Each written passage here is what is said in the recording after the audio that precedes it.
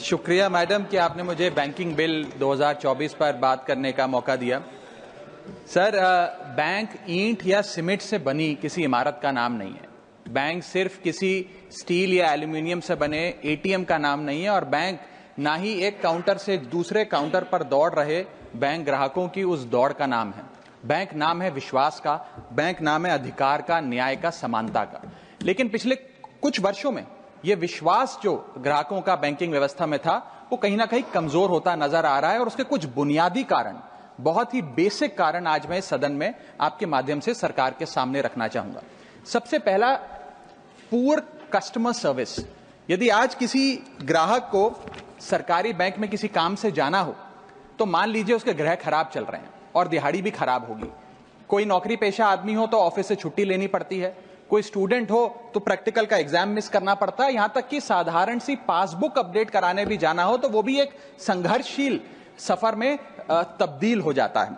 Madam, आप जब किसी सरकारी बैंक में घुसते हैं तो ऐसा लगता है कि 80 या 90 की दशक की किसी इमारत में आ गए हैं, जहां पे दीवारें उखड़ रही होती हैं, पंखा अपनी मर्जी से चलता है और लाइनें रेल टिकट से भी ज्यादा लंबी होती हैं। इसके बाद जब आप काउंटर नंबर 1 पे पहुंचते हैं तो बताया जाता है काम यहां नहीं होगा, काउंटर नंबर 4 पर जाइए। जब काउंटर नंबर 4 पे जाते हैं तो बताया जाएगा यहां पर भी काम नहीं होगा, फर्स्ट फ्लोर पर जाइए। और जब आप थके हारे फर्स्ट फ्लोर पर पहुंचते हैं तो बताया जाता है कि लंच हो गया है, लंच के बाद 2 बजे आइएगा।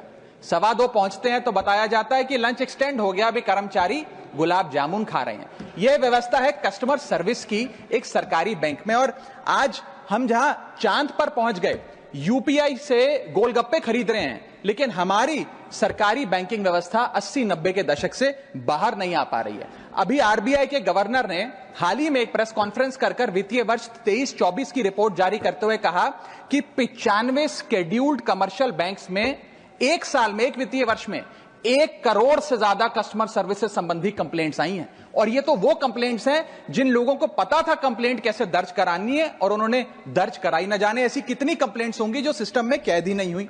इसी के साथ साथ बैंकिंग कोड और स्टैंडर्ड्स बोर्ड ऑफ इंडिया का एक सर्वे बताता है कि 45% बैंक कस्टमर्स बैंकिंग व्यवस्था से डिससैटिस्फाइड हैं, असंतुष्ट हैं। और मैं चाहूंगा आपके माध्यम से सरकार के कानों तक ये बात पहुंचे कि डिजिटल सर्विसेज का एक कस्टमर सेटिस्फैक्शन ऑडिट कराना चाहिए सरकारी बैंकों का, कि क्या हमारी सरकारी बैंकों की वेबसाइट का इंटरफेस या मोबाइल एप्लीकेशंस सरल हैं, अच्छी हैं, या कस्टमर्स उससे त्रस्त हैं। दूसरा बड़ी समस्या है रूरल इंडिया के अंदर limited access to banking infrastructure. आइए गांव की ओर चलते हैं। मैडम, क्या हमारी बैंकिंग व्यवस्था ग्रामीण इलाकों तक पहुंच चुकी है? नाबार्ड की एक रिपोर्ट बताती है कि 50% of rural India is still suffering from lack of adequate access to banking. Financial inclusion index की आरबीआई की 2020 की रिपोर्ट बताती है कि ग्रामीण भारत में हर 100 में से मात्र 54 लोगों तक ही हमारी बैंकिंग व्यवस्था जैसे तैसे पहुंच पाई है, और 30% से ज्यादा रूरल हाउसहोल्ड आज भी ऐसे हैं जो पूरी तरीके से अनबैंक्ड हैं। और मैम, बैंकिंग की ग्रामीण इलाकों में अगर बात करें तो बैंकिंग व्यवस्था ने ग्रामीण इलाकों के साथ सौतेला व्यवहार किया है। पहले तो बैंक की ब्रांच गांव के पास नहीं है। जब वो बूढ़ा आदमी भोला भटका बैंक की 5-10 किलोमीटर दूर ब्रांच तक पहुंचता है तो पता लगता है कि बिजली गुल है। बिजली आ जाती है तो पता लगता है सर्वर डाउन हो गया है। सर्वर भी चल जाता है तो पता लगता है आधार सीडिंग में दिक्कत है, फिंगरप्रिंट मिसमैच हो रहा है, या बैंक अकाउंट की मैपिंग ही नहीं हो पा रही है। डॉक्यूमेंटेशन से लेकर कॉम्प्लिकेटेड फॉर्म से लेकर लैंग्वेज के चैलेंजेस तक ग्रामीण इलाकों में लोगों को झेलने पड़ते हैं। और सबसे ज्यादा बैंकिंग फ्रॉड भी गांव के भोले भाले आदमी के साथ होता है। इसी के चलते हमारे गांव का आदमी प्राइवेट निजी साहूकार के पास जाकर लोन लेना बेहतर समझता है, ना कि किसी बैंक के पास जाकर। और जब वे साहूकार के पास जाता है तो ना वहां पेपर वर्क होता है, एक इजियर एक्सेस होता है, फियर ऑफ बैंक और इलिटरेसी नहीं होता।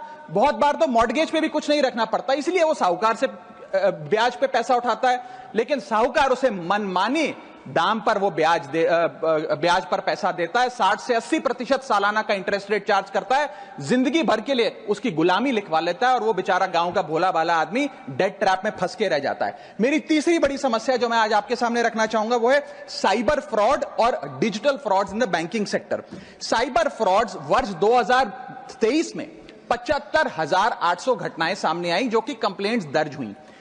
वर्ष 2024 आते आते 75,000 से बढ़कर यह आंकड़ा 2,92,000 हो गया, यानी कि 285% के बैंकिंग फ्रॉड्स की घटनाओं में इजाफा देखा गया और 2100 करोड़ रुपए लोगों के इस बैंकिंग फ्रॉड के चलते जीरो हो गए, शून्य हो गए, उनका नुकसान हो गया। और सबसे ज्यादा कंप्लेंट्स इसमें यूपीआई रिलेटेड बैंकिंग फ्रॉड्स की आई हैं। मैडम, मैं आपको बताना चाहूंगा कि मनी थेफ्ट के साथ साथ उतना ही जरूरी है डेटा थेफ्ट। जब आप बैंक को पूरे विश्वास के साथ अपना डेटा देते हैं, अपना पैन देते हैं, अपना नाम, एड्रेस, डेट ऑफ बर्थ, तमाम चीजें देती हैं, क्या बैंक आपके डेटा को सुरक्षित रख पाता है? क्या बैंक वो जाने अनजाने में या डेटा चोरी के माध्यम से वो सारा हमारा डेटा मार्केटिंग कंपनियों के पास, क्रेडिट कार्ड कंपनियों के पास, लोन देने वाले, फ्लैट बेचने वाले लोगों तक नहीं पहुंचता? एक रिपोर्ट के मुताबिक 2019 में एसबीआई के 3 million customer account data leak हो गया और तमाम बैंकिंग हिस्ट्री लीक हो गई। 2021 में मोबीविक का 8.2 TB का केवाईसी डेटा ही लीक हो गया। 2021 में एक पेमेंट गेटवे जस्टपे का 100 मिलियन क्रेडिट कार्ड की पेमेंट डिटेल्स और रिकॉर्ड्स लीक हो गई। अब ये लीक है कि जाने अनजाने में डेटा शेयरिंग है, यह फैसला मैं आप तक छोड़ता हूं, लेकिन आपको इस डेटा लीक का भुगतान करना पड़ता है, आपको उसको भुगतना पड़ता है। और उसका सबसे छोटा सा उदाहरण है कि आए दिन आपको आपके बीवी, आपके माता पिता, आपके घर वाले फोन करके आपका हाल पूछे ना पूछे, मार्केटिंग कॉल्स वाले आपको रोज फोन करके कहेंगे कि आपका क्रेडिट कार्ड अप्रूव हो गया, आपका लोन अप्रूव हो गया, हमसे फ्लैट ले लीजिए, हमसे फलानी चीज ले लीजिए। इनके पास ये हमारा डेटा आता कहां से, एक बड़ा सवाल है। चौथी समस्या, हिडन चार्जेस और फीस। मैं चाहूंगा आपके माध्यम से ये नाना प्रकार के चार्जेस जो आज मैं सदन में लाया हूं, ये माननीय वित्त मंत्री जी तक पहुंचे, ताकि देश के आम आदमी की जो जेब बैंकिंग सिस्टम काट रहा है, ये उसे पता लगे, ग्राहक को भी और माननीय वित्त मंत्री जी को भी।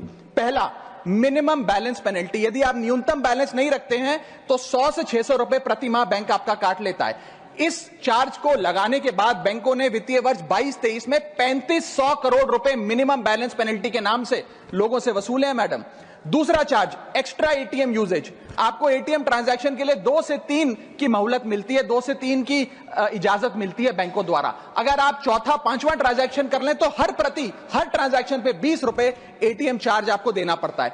इनएक्टिविटी फी 100 से 200 रुपए सालाना, यानी कि अगर बैंक आप बहुत ज्यादा अपना अकाउंट यूज नहीं करते हैं तो बैंक इनएक्टिविटी के नाम पे भी चार्ज लगा देता है। फिर बैंक स्टेटमेंट आप मंगवाते हैं तो बैंक स्टेटमेंट इशुएंस चार्जेस के नाम पर आपसे 50 से 100 रुपए लेता है। फिर आप कहते हैं हमें एसएमएस अलर्ट के माध्यम से मेरे बैंक के खाते में क्या आ रहा है उसकी जानकारी मिले, तो एसएमएस अलर्ट चार्जेस के नाम पर भी प्रति क्वार्टर 20 से 25 रुपए आपसे लिया जाता है। ऑनलाइन पेमेंट करेंगे एनईएफटी की तो ट्रांजैक्शन फी भी ली जाती है। जबरदस्ती आपको पहले लोन बेचते हैं और फिर उसके बाद लोन प्रोसेसिंग फी के नाम पर 1 से 3% लोन अमाउंट का काट लेते हैं। और जब आपकी किस्मत ठीक चल रही हो और आप समय से पहले अपना लोन बकाया जो है उसका भुगतान करने बैंक पहुंच जाएं तो loan pre closure charges, early payment penalty के नाम पर भी बैंक आपसे पैसा वसूलता है।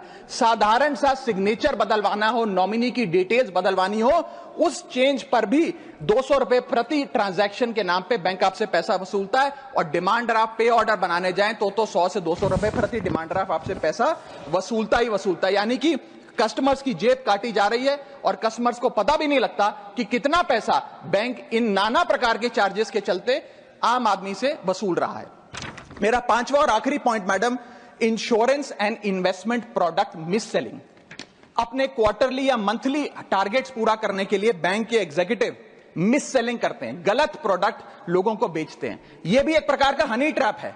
मीठी मीठी बातें कर कर भोले भाले मासूम लोगों को ऐसे प्रोडक्ट्स बेच दिए जाते हैं जिनकी जरूरत उन्हें है ही नहीं।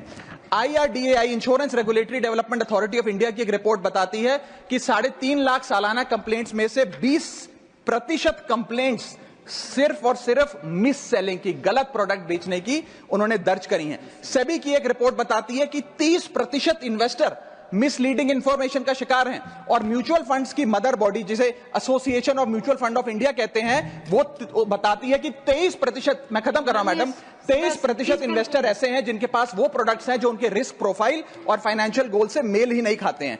तो मैडम, मैं इन सारे जो समस्याएं बताई हैं उसके माध्यम से समाप्त कर रहा हूं। बस इतना ही कहना चाहूंगा कि ये बड़ी बुनियादी समस्याएं हैं जो आज इस देश का एक आम अकाउंट धारक, एक आम आदमी सफर कर रहा है। मैं चाहूंगा माननीय वित्त मंत्री जी इन बुनियादी सुविधाओं का, इन बुनियादी समस्याओं का समाधान दे। बहुत बहुत शुक्रिया।